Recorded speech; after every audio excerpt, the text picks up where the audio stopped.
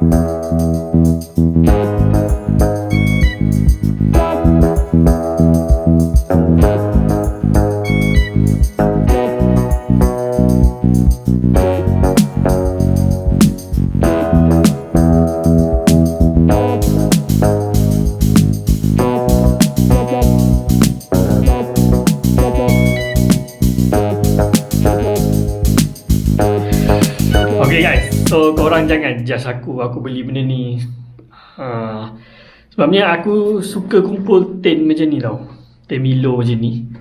Dan aku ada lagi tin-tin yang lain, contohnya tin Shell. Kejap aku pergi ambil Ni tin Shell ada. Lepas tu ni ada tin apa ni, Double mint tin juga. Aku suka kumpul ni KitKat.